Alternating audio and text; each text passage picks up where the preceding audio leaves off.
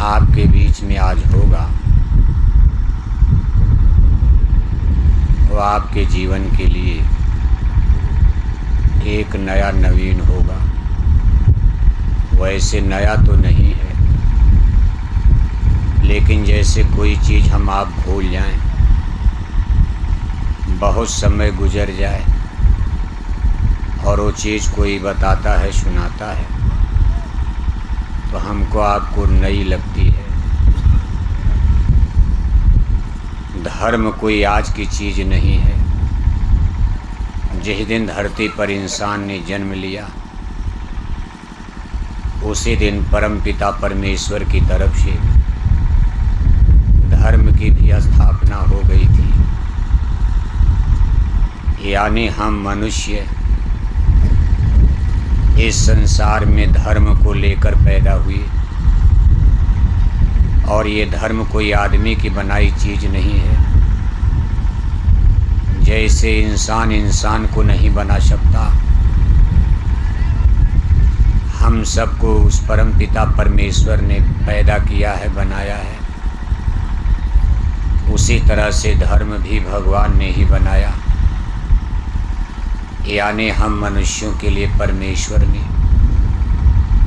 कुछ नीति नियम और कानून बनाया था कि भाई आप हमारे बनाए कानून पर जब तक मानव जीवन जन्म में रहोगे, इस कानून का पालन करते हुए अपना जीवन बिताना। इसी परमेश्वर के बनाए हुए कानून को आगे चल करके हम मनुष्यों ने धर्म यानी रिलीजियस सिस्टम कहना शुरू कर दिया। मान लो कोई कानून बना रहा है, आप घर के मालिक हो, जिम्मेदार हो, आपने अपने घर में कोई कानून बना दिया और आपके घर का कोई सदस्य उस कानून को तोड़ रहा है, आपकी बात का विरोध कर रहा है, तो आपको कितना बुरा लगेगा। चाहे आपका बेटा हो, चाहे आपकी बहू हो, चाहे आपकी पत्नी हो, चाहे भाई हो, भतीजा हो। भाई घर भी एक कानून से ही तो चलेगा। भाई सब लोग इसी तरह रहेंगे, प्रेम से रहेंगे, सबको बराबर कपड़ा मिलेगा, सबको एक ही तरह का भोजन मिलेगा, सब लोगों के लिए एक ही सुविधा। मान लो कोई कानून तोड़ दिया, अपने बच्चे के लिए कपड़ा बढ़िया लाया और भाई के बच्चे के लिए ख़राब कपड़ा ला दिया, तो झगड़ा होगा। अपने बढ़िया सब्जी खा करके बाज़ार से लाकर सो गया और घर वालों को केवल दाल भी नहीं मिल रही, तो झगड़ा नहीं होगा। इसी तरह भगवान के इस बनाए कानून को अगर मान लो हम आदमी इंसान तोड़ेंगे, तो निश्चय ही भगवान नाराज़ होंगे। भगवान को इसका कितना बड़ा दुख होगा, और वो दुख ही नहीं बल्कि नाराज़ होंगे। मान लो कोई कमज़ोर आदमी है, तो आपसे नाराज़ होकर, दुखी होकर कुछ बोलेगा नहीं, लेकिन अगर मजबूत आदमी है तो लाठी डंडा भी मारेगा। कमज़ोर आदमी तो आपसे डर जाएगा, आप कितनों गलत काम करो, मन में नाराज़ होगा, बुरा मानेगा। अब चूँकि भगवान कोई कमज़ोर तो है नहीं, हम मनुष्यों से यानी जितने यहाँ मनुष्य हैं सब लोग एक तरफ, और भगवान अकेले काफ़ी हैं। इसलिए वो केवल नाराज़ ही नहीं होते, बल्कि हमको आपको मारने पीटने का वो इंतज़ाम भी कर लेते हैं। लेकिन जल्दी मारते भी नहीं, पहले समझाते हैं। इसी समझाने की क्रिया को सत्संग कहा जाता। सठ सुधरें सत्संगति पाई, सत्संग जल जो कोई पावे, मैल आई सब कट कट जावे। संतों का जो सत्संग है एक तरह से स्कूल समझो आप। जैसे इधर देखो बाह्य जगत का ज्ञान इंटेलेक्चुअल, भौतिक ज्ञान विद्या पढ़ने लिखने के लिए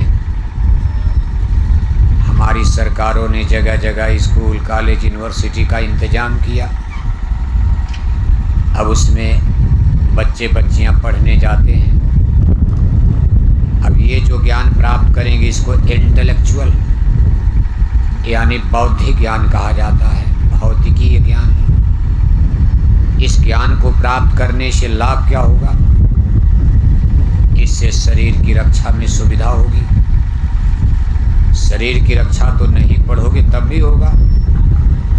आप ABCD न जानो, स्कूल मत जाओ, तब भी किसी न किसी तरह रोटी कपड़ा मकान का जुगाड़ चलता रहेगा।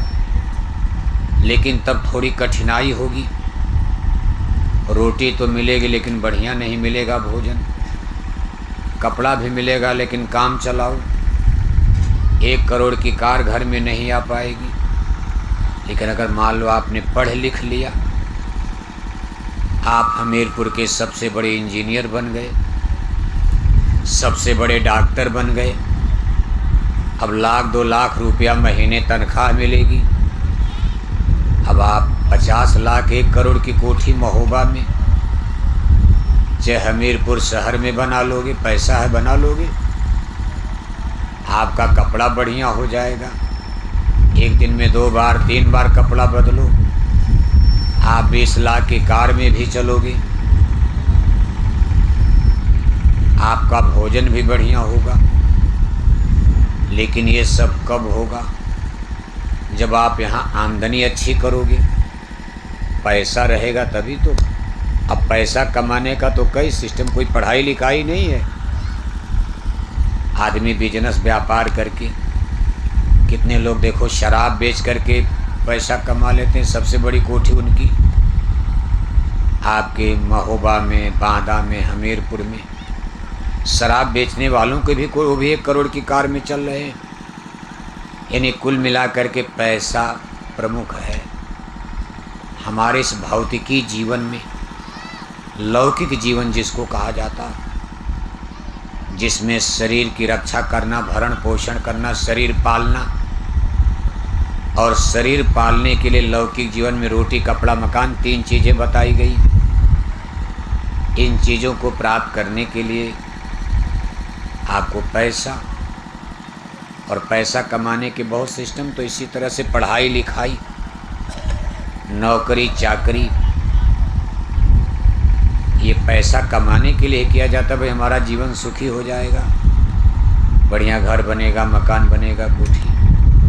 मान लो प्रयास सब लोग करते, भाई पढ़ लिख करके नहीं बन पाते इंजीनियर डॉक्टर। उसके बाद आप कहते भाई अब आप पढ़ाई छोड़ो, व्यापार करो, कोई दुकान कर लो।